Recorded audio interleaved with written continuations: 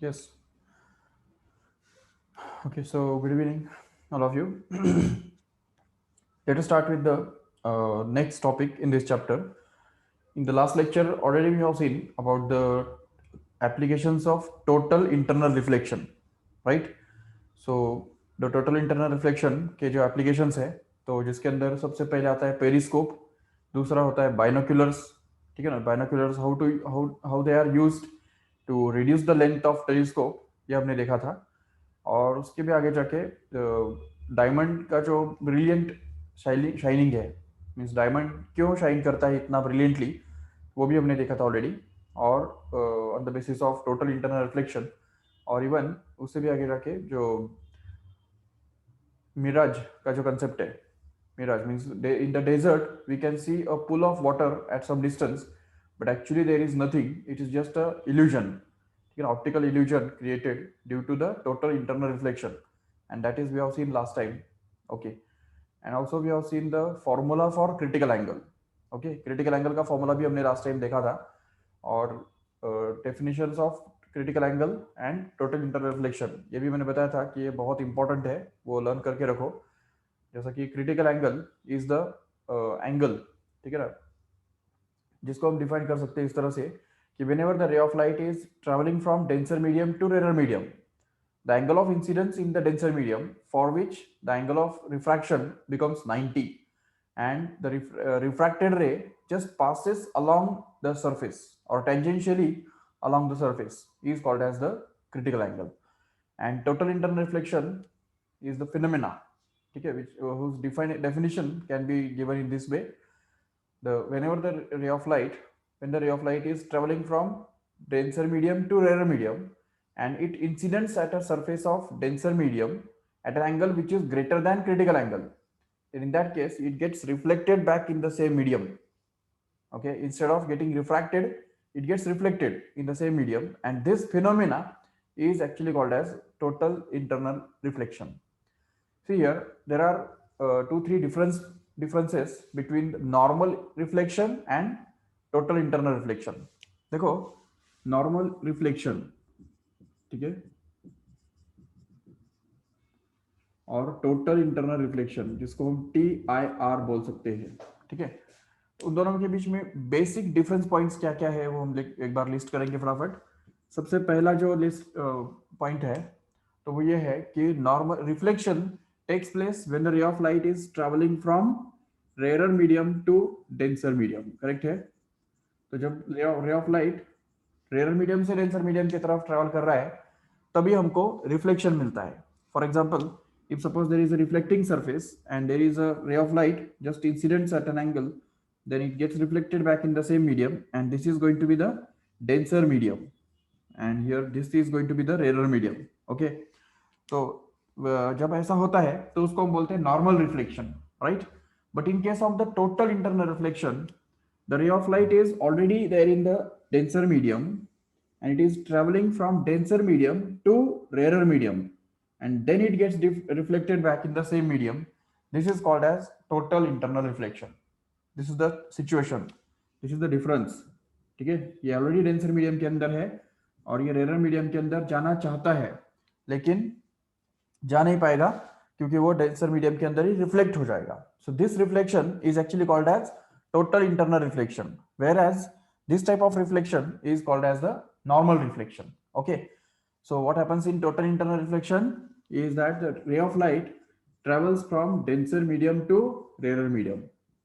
Doesn't travel, but it is at least trying to travel from denser medium to rarer medium, and in that case the total internal reflection takes place. Okay, दूसरा और difference क्या है? Reflection takes place at any angle. Okay, normal reflection takes place at any angle.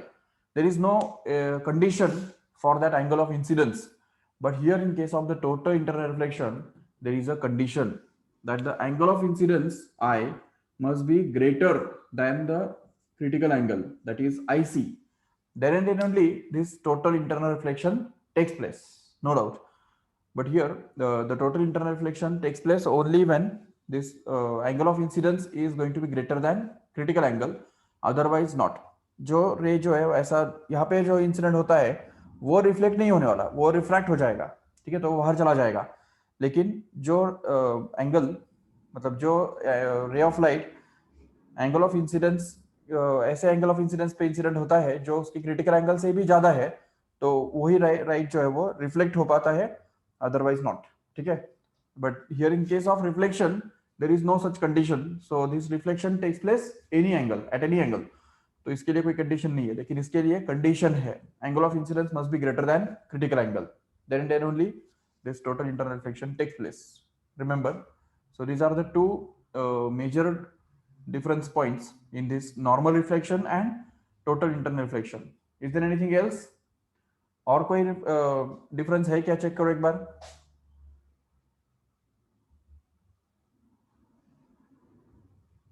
जो आपको सोचता है इन दोनों के अलावा और कोई डिफरेंस पॉइंट्स तुमको सामने मिलते हैं जो नॉर्मल रिफ्लेक्शन में और टोटल इंटरनल रिफ्लेक्शन के अंदर हो सकते हैं? Yes anybody?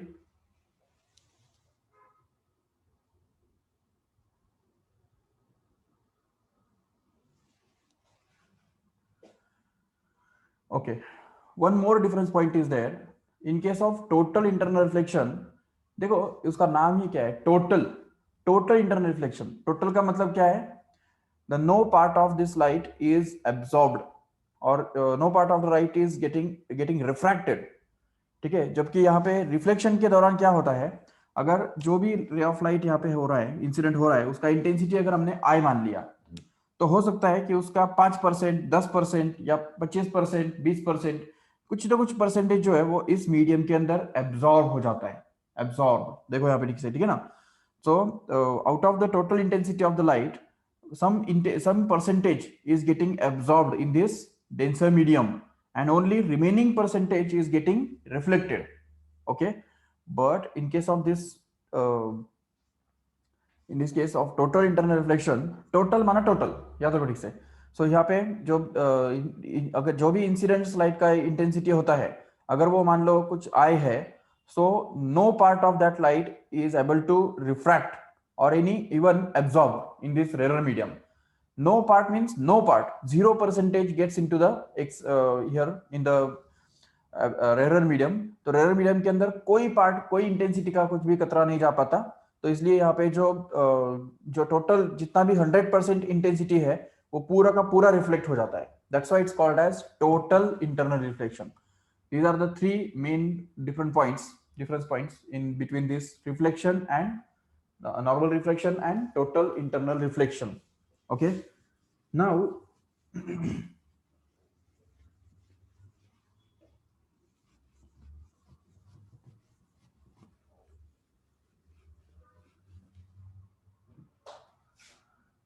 see here, now we want to find out the expression for the lateral shift.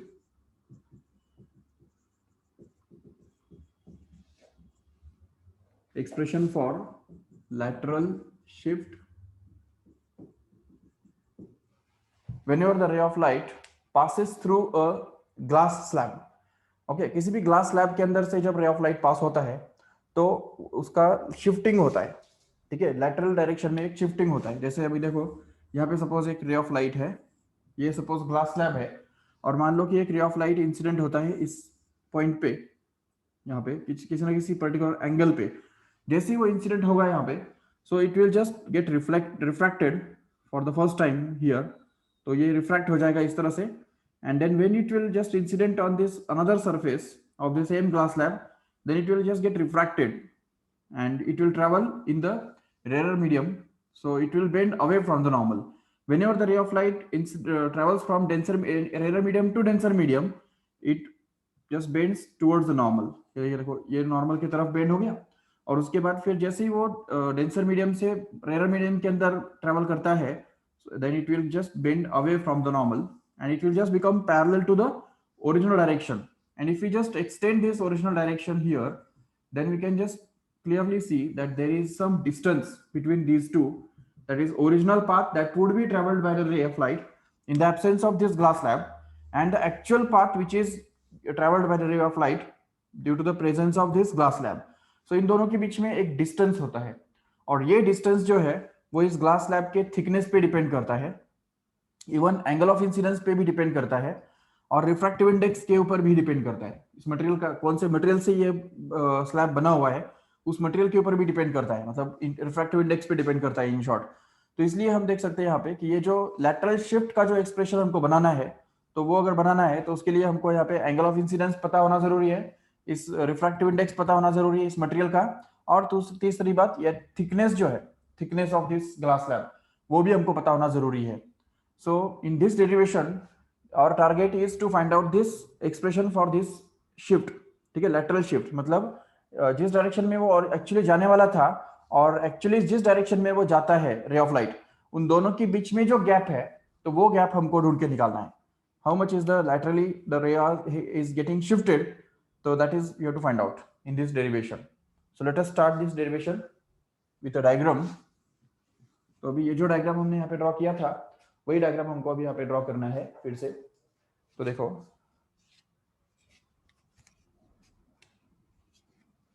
Suppose this is the ray of glass slab,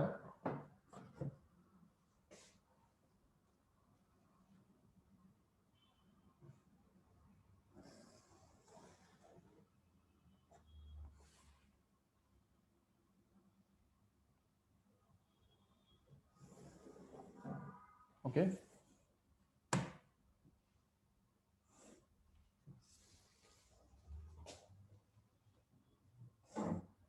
Yes, this is the glass slab, and suppose that a ray of light is incident at this point, at point P, suppose in this way। तो एक रे of light जो है वो यहाँ से इस तरह से इंसिडेंट होता है इस पॉइंट P के ऊपर,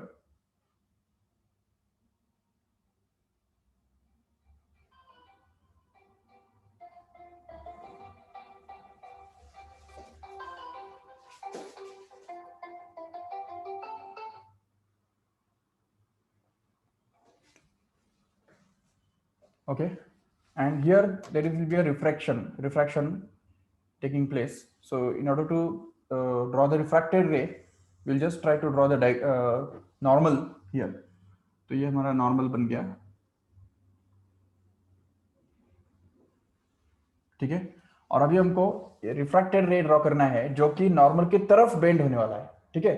it will bend towards the normal here. So this is the refracted रे which will be inside this glass slab, okay, and it will again just get incident at this point Q, suppose इसको हम Q बोल के रख देंगे, and if we just draw the normal at this point also, then it will be easy for us to draw the refracted ray here। तो अभी यहाँ पे रिफ्रैक्टेड रे हमको ड्रॉ करना है जो कि अभी नॉर्मल से दूर बेंड होगा। It will just bend away from the normal this time, just because it is moving from denser medium to rarer medium here। So we can just draw the initial original path of the ray of light which it would travel along in the absence of this glass slab, right। तो इस glass slab के absence में ये रे of light जो है वो इस डायरेक्शन में जाता था, लेकिन अभी नहीं जा पाएगा क्योंकि ग्लास स्लैब यहाँ पे है, okay.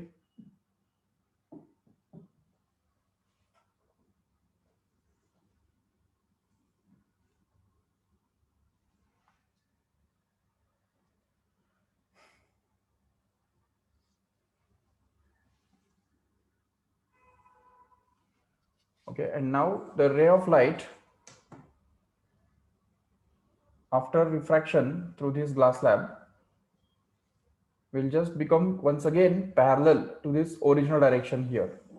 So this is the final path of ray of light, okay, ये ray of light का path है finally। तो जिसमें अभी इन दोनों के बीच में का जो डिस्टेंस है तो वो हमको एक्चुअली निकाल के दिखाना है, ओके। सो उसके लिए हम ये डायग्राम को थोड़ा सा और एक्सटेंड करेंगे। देखो ठीक से यहाँ पे ये एक परपेंडिकुलर हम ड्रॉ करेंगे यहाँ पे, और ये भी परपेंडिकुलर कंप्लीट करेंगे,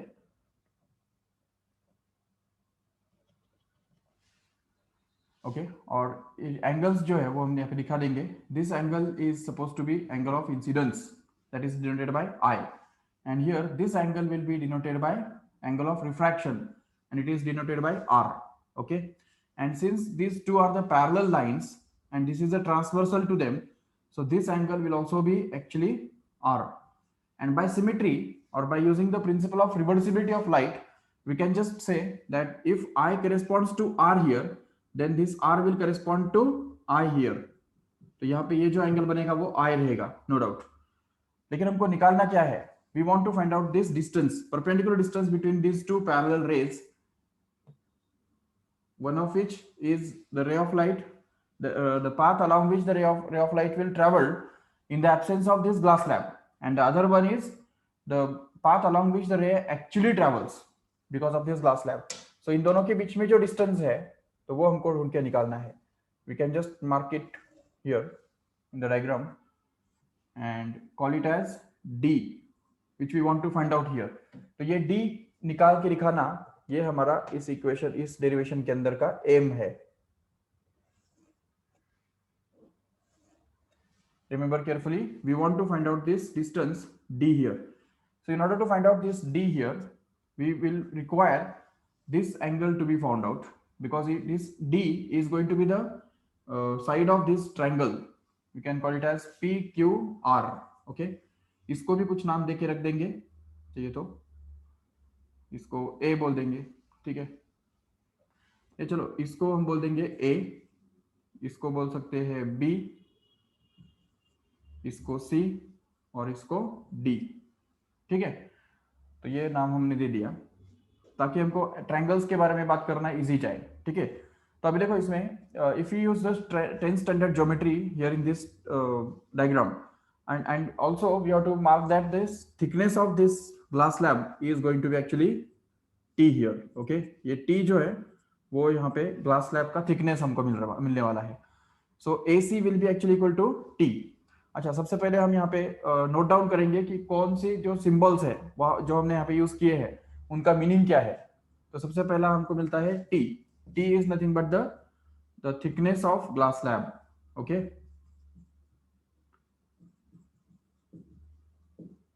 okay, then again, what is the refractive index of this glass slab, material of the glass slab? So we can consider it as R. Okay, N actually. So N will be the refractive index of this material of the glass slab. Then I is going to be the angle of incidence, obviously, and again R is going to be actually the angle of refraction, ठीक है. और यहाँ पे D जो है D, so D here is going to be actually the lateral shift which is going to be found out, lateral shift in the ray of light when it passes through this slab. Okay, now in order to find out this small D here, तो D निकालने के लिए हम इस triangle के अंदर ABD इस triangle का यूज करने वाले हैं, ठीक है. लेकिन उससे पहले हमको AB निकालना पड़ेगा. AB, how can you find out AB? So in triangle ABC, देखो ठीक से, ट्रायंगल ABC के अंदर अगर हमने यहाँ पे cos R का अगर फॉर्मूला यूज किया, क्योंकि देखो ये जो AC है, AC कितना है, AC is going to be same as T, correct है, T, that is the thickness of this glass slab.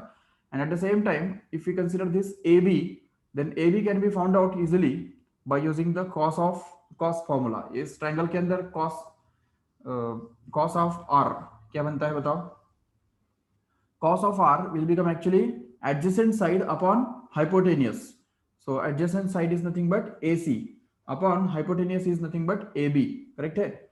So इससे हमको मिल जाएगा AB is equal to, ये cos R को नीचे डाल दो, ठीक है, वो साइड में, तो इससे हमको मिल जाएगा AC upon cos R, correct है. और इससे हमको मिलेगा, but what is AC? See here, this AC is going to be T here, and that's why we can just put it here and get that AB to be actually equal to T upon cos R, correct है.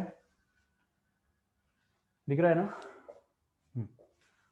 ठीक है. So AB actually is going to be T upon cos R. Give this as equation number 2. Okay, and then we can just try to find out this D now by using this triangle ABD. Okay, ABD। लेकिन अभी इस triangle के अंदर जो ये angle है ये कितना हमको मिल रहा है, देखो ठीक से, this angle will actually be, this angle plus this angle will actually be the total angle, correct है। और वो एंगल जो, ये टोटल एंगल जो है एक्चुअली ये इस आई का ऑपोजिट एंगल होने की वजह से वो इक्वल रहने वाला है। So you can see from the diagram that the angle CAD is going to be equal to I, correct है। ये समझ सकते हो, क्योंकि CAD एंगल जो है वो एक्चुअली इस एंगल के बराबर रहने वाला है, क्योंकि वो अपोजिट एंगल्स है एक दूसरे के। बट अभी यहाँ पे देख सकते हो ठीक से कि CAD is just the sum of CAB plus BAD। Check, angle CAD is going to be the sum of angle CAB plus BAD, correct है, angle BAD। So but CAD कितना है, I है, नो डाउट। और CAB कितना है check करो, ये देखो, CAB is nothing but R here, so we can just put it as R plus angle BAD is going to be found out. So angle BAD becomes actually equal to I minus R, correct है। This angle BAD is denoted by delta, we can call it as delta, so delta becomes equal to I minus R। Actually ये जो angle BAD है इसको delta बोलने का और एक reason है, it is actually called as the angle of deviation. Angle of deviation मतलब इन द फर्स्ट रिफ्रैक्शन, क्योंकि देखो जब भी कोई रिफ्रैक्शन होता है, मान लो कि एक रे सरफेस है और एक रे ऑफ लाइट इंसिडेंट होता है यहाँ पे, और जैसे इंसिडेंट होता है तो नॉर्मल की तरफ बेंड हो जाता है और उसकी वजह से वो इस तरफ चला जाता है। बट अगर एक बात सोचो कि in the absence of this surface where the ray would travel, अगर ये सब सरफेस होता ही नहीं तो ये कौन से रे कौन से डायरेक्शन में ट्रेवल कर रहा था, तो इस डायरेक्शन में ट्रेवल करता था। तो अभी अगर ये जो एंगल है जिस डायरेक्शन में वो ट्रेवल करना था और जिस डायरेक्शन में एक्चुअली ट्रेवल कर रहा है, इन दोनों के बीच में का जो एंगल बनता है इस एंगल को हम बोलते हैं angle of deviation. and this angle of deviation is denoted by delta and it happens to be I minus R just because this angle is going to be R and this angle is actually going to be I। so अगर देखो ठीक से तो ये पूरा और ये पूरा तो क्रॉस फॉर्म कर रहा है, तो इसलिए ये पूरा एंगल जो है वो I रहने वाला है। बट उसमें से ये डेल्टा अगर हटा दो तो बाकी बचता क्या है, R बचता है। तो I minus delta is going to be R और I minus R is actually going to be delta because I is actually going to be R plus delta, so we can just say that this delta is going to be equal to I minus R। यहां तक समझ में आया ठीक से सबको? अगर कुछ डाउट है तो तुरंत पूछो।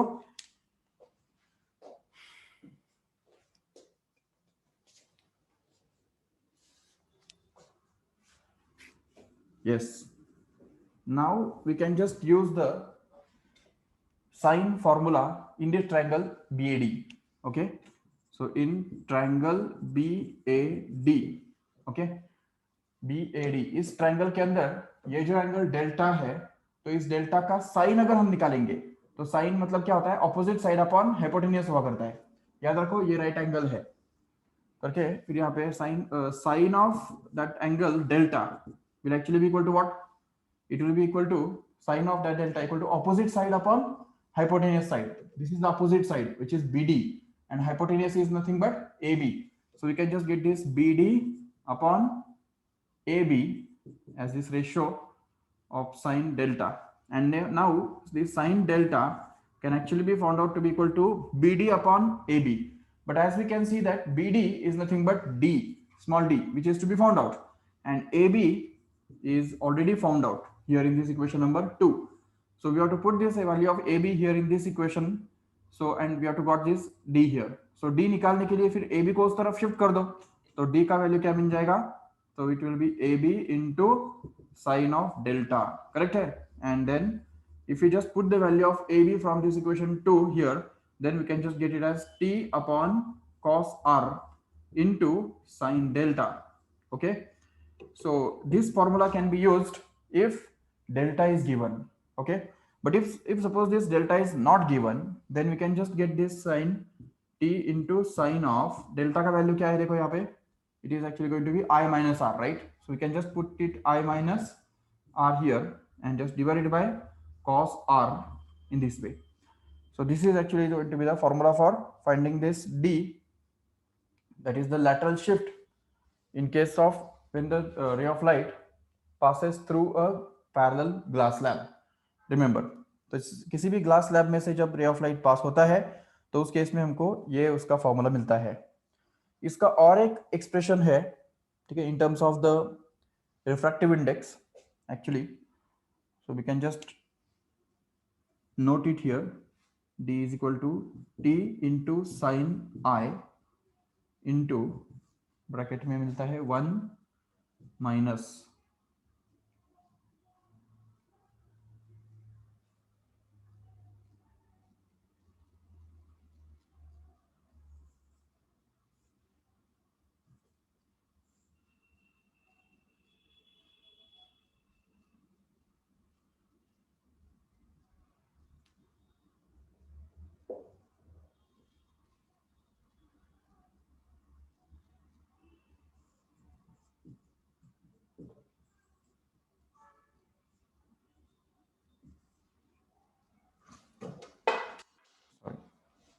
okay. So this is another equation which is in terms of refractive index and angle of incidence. Remember, so this can also be used. शायद यहाँ पे 1 है.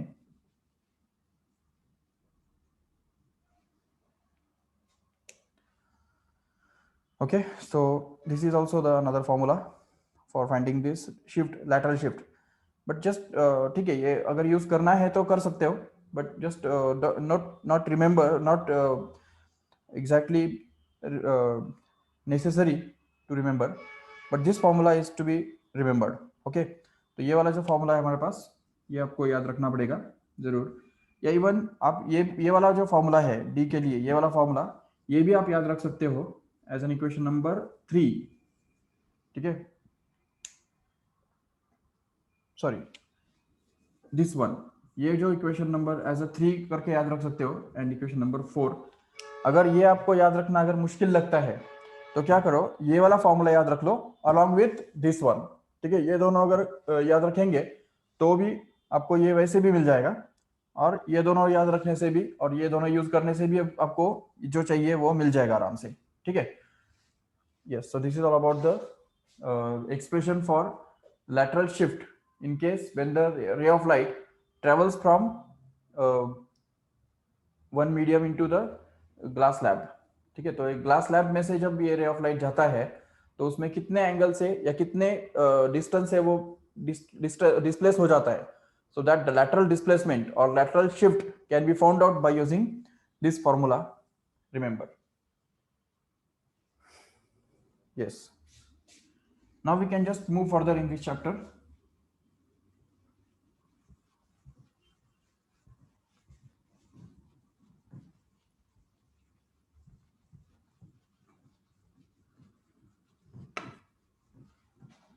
Okay, that is about the number of images when a ray of light just get reflected from number of plane surfaces.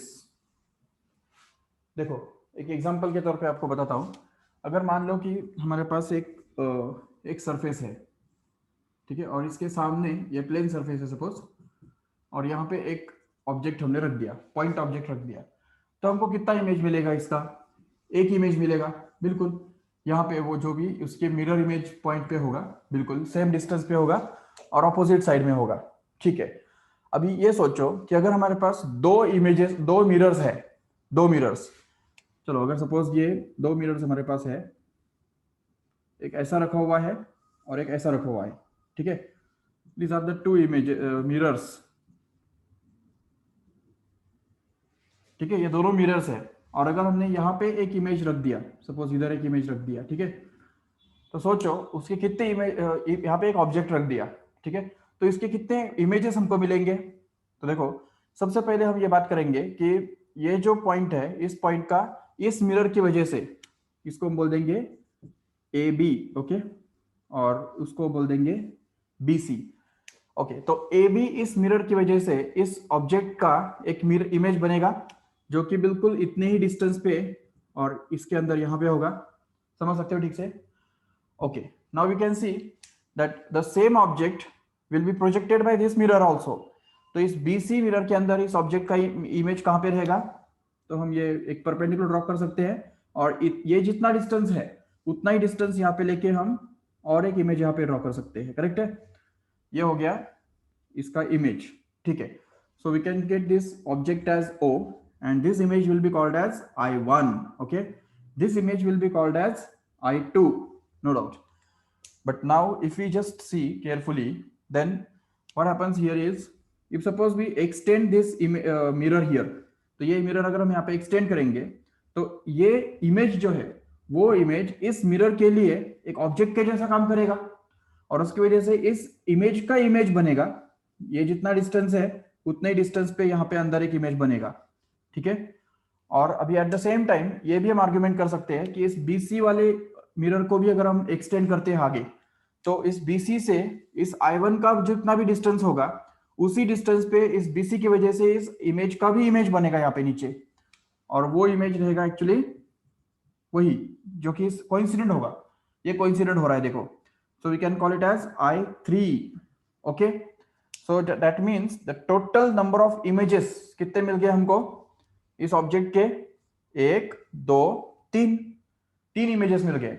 देखो, दो mirrors के बीच में जब 90 degree angle बनता है तो उसकी वजह से इस ऑब्जेक्ट के हमको 3 इमेजेस मिलते हैं। बिल्कुल ठीक है। अभी इसमें एक बात सोचो कि क्या इस 90 का इस 3 के साथ कुछ कनेक्शन है, ये हमको यहाँ पे इन्वेस्टिगेट करना है। Okay, let us try to change this angle from 90 to something else. Like suppose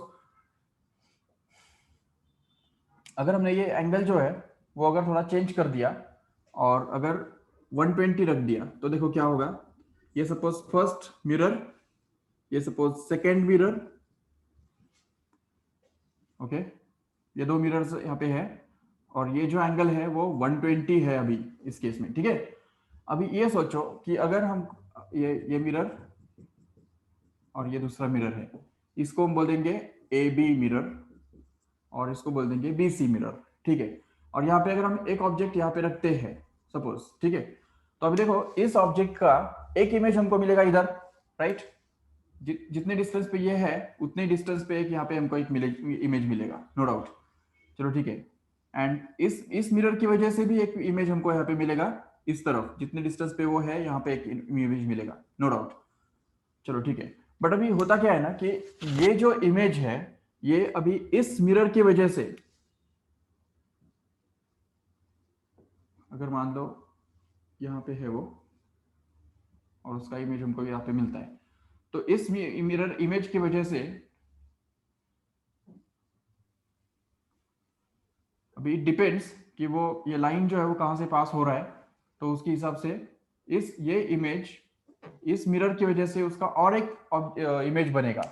तो ऐसे कितने इमेजेस बनेंगे तो वो हमको मिल सकता है आराम से। एक उसके लिए एक सिंपल सा लॉजिक हमको यूज करना है।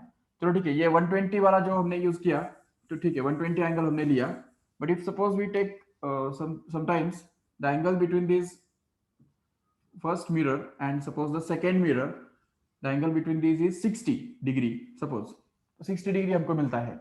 तो उस केस में अगर ये ऑब्जेक्ट हमने यहाँ पे रख दिया, तो ये ऑब्जेक्ट का ये चलो यहाँ पे एक ऑब्जेक्ट रख दिया, ठीक है, तो क्या होगा कि ये इस ऑब्जेक्ट के सबसे पहला ये मिरर की वजह से, इस मिरर की वजह से एक इमेज यहाँ पे बनेगा, उसको हम बोल सकते हैं I1, राइट। और ये इसी ऑब्जेक्ट का एक मिरर इमेज हमको यहाँ पे भी मिलेगा, ये जितना डिस्टेंस है उतने डिस्टेंस अंदर यहाँ पे एक इमेज मिलेगा, उसको हम बोल सकते हैं I2। These two images are called as primary images. Primary, okay. I1 and I2 are the primary images. Okay. But now what happens is this I1 will act as a object for this mirror here. ये जो अभी mirror BC है, इस BC mirror के लिए ये जो I1 है वो एक ऑब्जेक्ट के जैसा काम करेगा, और इस I1 का एक और एक इमेज बनेगा यहाँ पे किधर तो भी नीचे, तो इसको हम यहाँ पे बोल सकते हैं I3। Okay, it is a secondary image क्योंकि वो इमेज का इमेज है। Okay, now this I2 will also act as a object for this mirror extended here AB। इस AB मिरर को अगर हम एक्सटेंड करेंगे यहाँ पे, तो इस I2 का एक इमेज हमको यहाँ पे मिल जाएगा इस तरफ, सपोज यहाँ पे, This will be called as I4. Okay, and in this way we can continue here. I4 will also act as a object for this mirror BC extended, and this I3 will also act as a object for this mirror AB extended, and it will project it in this way. So all the images will just lie along the circle. If you draw a circle, then we can see that all these images will lie along this circle, no doubt. And these images, all these images will just divide this circle in equal parts, remember. And that's why we can just say that the number of images we can get is, in most of the cases, is going to be 360 divided by that number theta minus 1. Okay, एक बात याद रखो ठीक से, कि अगर ये सिर्फ ये एक ही एक्सेप्शन है इसके लिए, कि अगर मान लो कि ये जो 360 अपॉन थीटा जो है, ये नंबर को अगर हम सपोज n बोल देते हैं, तो इसको हम बोल देंगे n-1. This n-1 images will B obtained, ठीक है. बट उसके लिए क्या है ना कि n का, ठीक है, ऑड नहीं होना चाहिए. n should not be odd. If n is odd and if suppose the image is kept off bisector, of bisector मतलब यहाँ पे बाइसेक्टर के ऊपर नहीं बल्कि अदर देन बाइसेक्टर अगर रखा हुआ है, तो उस केस में हमको यहाँ पे सिर्फ n इमेजेस मिलेंगे, n which is nothing but the 360 by theta only, ठीक है, इतने इमेजेस हमको मिलेंगे. तो सिर्फ इसी केस में हमको ऐसा मिलेगा. But in the other all other cases, if n is even, then we can get n-1 images. If this object is kept at the bisector and n is odd, still we can get n-1 images only in this way. ठीक है, मैं ये जो formula है वो एक थोड़ा words में लिखता हूं, फिर आपको और ज्यादा क्लियर हो जाएगा. देखो ठीक से.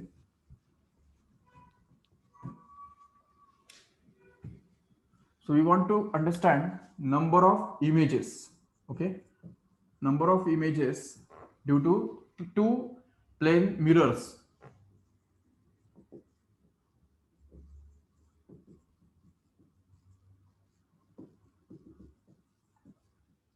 Inclined at an angle theta.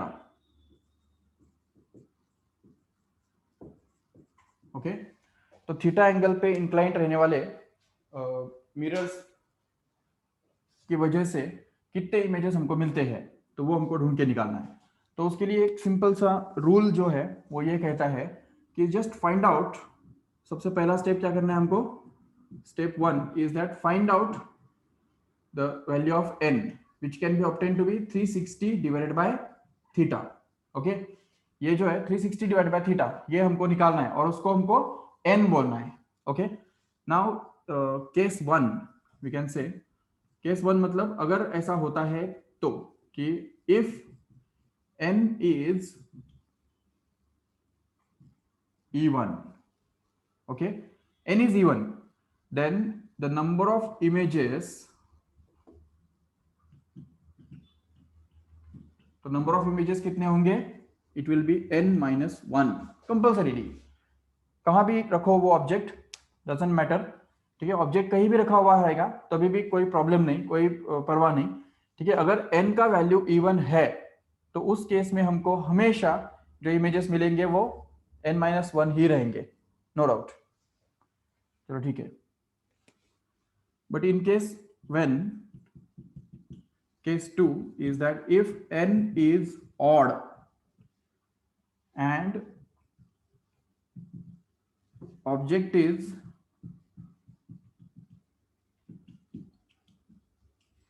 placed at angle bisector. देखो ठीक से,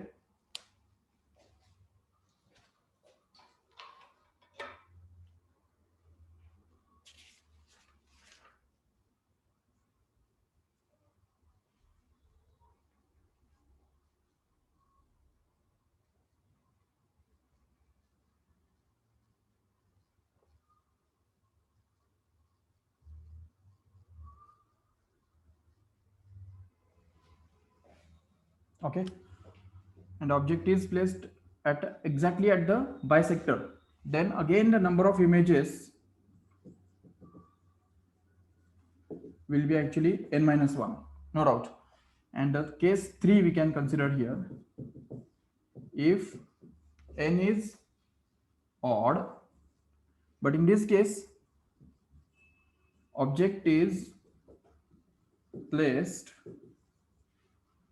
off angle bisector, off मतलब other than the point at angle bisector, मतलब एंगल बाइसेक्टर के अलावा वो नहीं है, तो उस केस में सिर्फ जो नंबर ऑफ इमेजेस जो हमको मिलते हैं वो हमको मिलेंगे n, simply n, that is 360 divided by theta, that's it.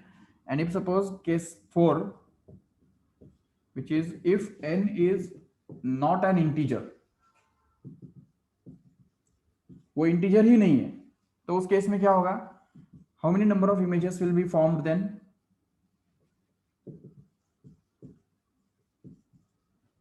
So we can just say it will be integral part of m, n.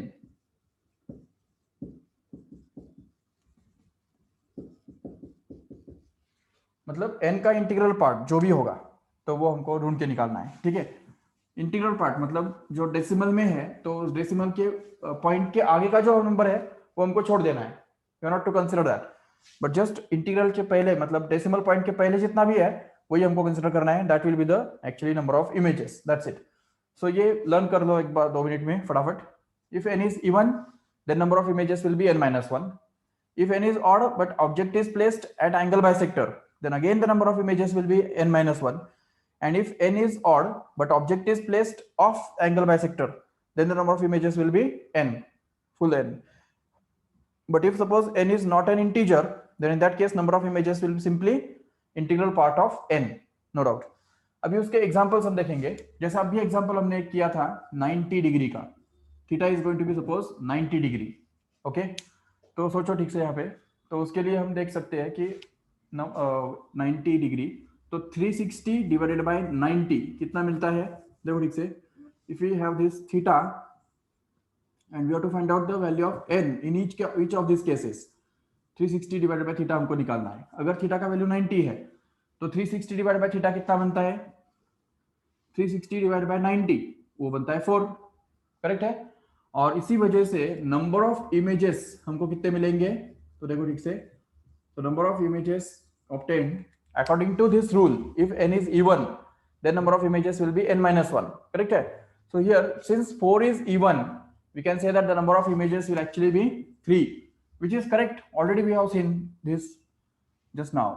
Then again, if suppose this angle between the two mirrors is going to be 60 degree, suppose for example, okay, 60 degree, so in that case what will be the value of n, we can say, क्योंकि 360 divided by 60 कितना मिलता है, तो देखो वो बनता है 6, correct है। 360 divided by 60 becomes 6, no doubt, and this 6 is again even, and that's why we can just get the number of images to be simply 5, that's it.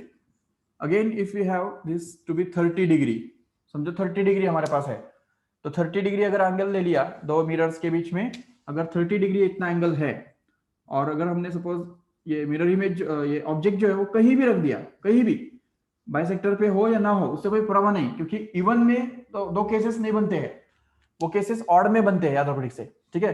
तो इवन का केस बिल्कुल सिंपल है, बहुत सिंपल है। अगर दो ये जो n का वैल्यू अगर इवन आता है, जैसा कि यहाँ पे 12 आ रहा है, तो उस केस में हमको नंबर ऑफ इमेजेस कितने मिलेंगे, गारंटी है कि 11 इमेजेस मिलेंगे, 11, that's it. So we can get this 11 number of images in this case here. But in the case when this number is odd, अगर ये नंबर ऑड आता है, जैसा कि अगर देखो ठीक से, तो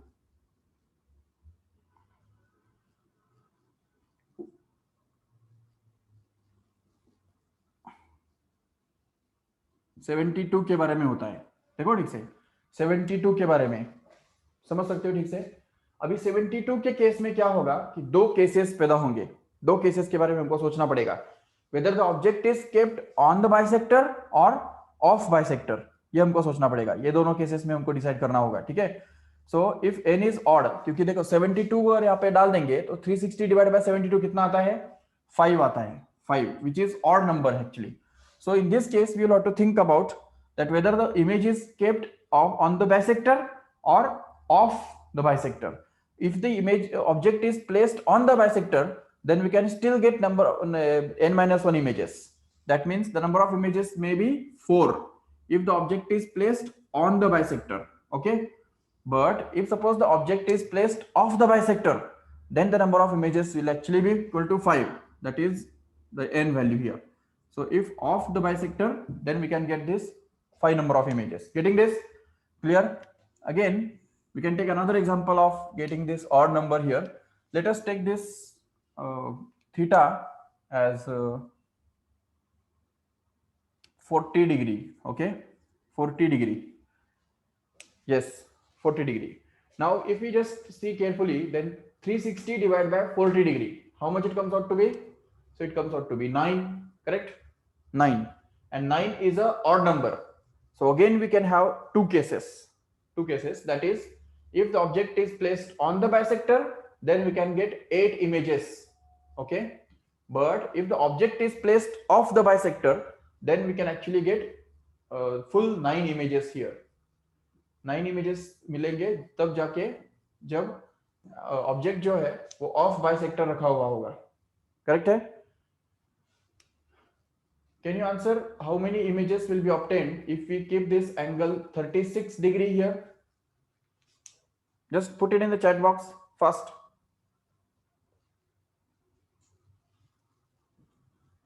36 degree. Angle between two plane mirrors is 36 degree. Yes, very good, Atharva. So 36 को यहाँ पे डालने से 360 upon 36 कितना मिलता है? 10. So since this 10 is even है ना वो, तो even के बारे में हमारे पास एक ही ऑप्शन है, number of images will be n minus 1. That's all. दो ऑप्शंस कभी आते हैं? ऑड में आते हैं. ये ऑड तो है ही नहीं, तो इसलिए फिर यहाँ पे आ जाएगा simply 9. That's it. Only one option. Okay, अगर सपोज 20 डिग्री एंगल अगर यूज करते हैं दो मिरर्स के बीच में, 20 डिग्री इतना एंगल है, अभी कितने इमेजेस मिलेंगे बताओ फटाफट. Put it in the chat box fast.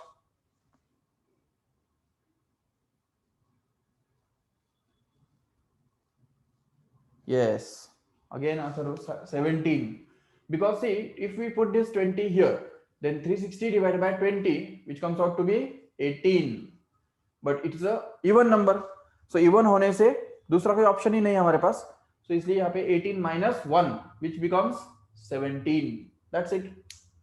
Okay, if we get 45 degree angle, देखो ठीक से, the angle between the two mirrors is 45 degree.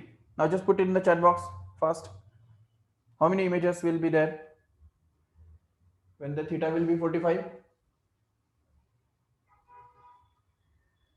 Just find out 360 divided by 45, which comes out to be 8. Yes, all of you. So basically 8. यहाँ पे 8 is even. Even के लिए दूसरा कोई बात ही नहीं करनी है हमको. Even के अंदर एक ही ऑप्शन होता है, that is n minus 1, and that n minus 1 comes out to be 8 minus 1, that is 7. That's it. So in this way we can just find out the number of images.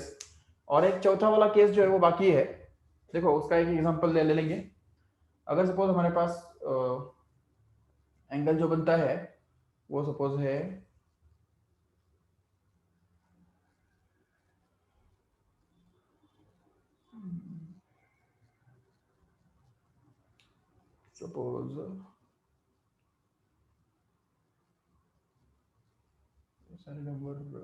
Suppose 11, ये चलो 25. okay, 25, angle is 25. Just try to find out 360 divided by 25, how much it comes out to be. So it will be 360 divided by 25, which happens to be 5 5s are and 5 7s are and 2s are. So it will be 5 1s are, and we can get this 1s are and 2.4. Correct है? 12.4 ये number हमको मिल रहा है as a division. तो n का value 12.4 मिल रहा है, but 12.4 में से हमको क्या करना है? ये 0.4 जो है वो हटा देना है. ओके, 0.4 को भूल जाओ. What we get is 12. That is going to be the answer finally. So 12 number of images will be obtained. Understood? जो भी हमको मिलता है उसका डेसिमल पार्ट खत्म कर देना है, डेसिमल पार्ट भूल जाना है, जो भी इंटीग्रल पार्ट हमको मिलता है, ठीक है, वही हमारा फाइनल नंबर ऑफ इमेजेस रहेंगे. बिल्कुल. Getting it? So that's all about this lecture. So we'll just stop here. The next part, which consists of curved surfaces, refraction through curved surfaces and reflection by curved surface, mirrors and lenses, के बारे में हम next part में कल के lecture में discuss करेंगे. Okay, चलो, thank you all of you. 14.4, अरे हाँ, राइट 14 आएगा ना ये, correct. Yes, so it will be 14. That's it. जो भी नंबर आता है उसमें से डेसिमल पार्ट हटा देना है और जो भी इंटीग्रल पार्ट रहेगा वही हमको यूज करना है. Okay, thank you Tanvi. चलो, that's all for this lecture. Thank you all of you.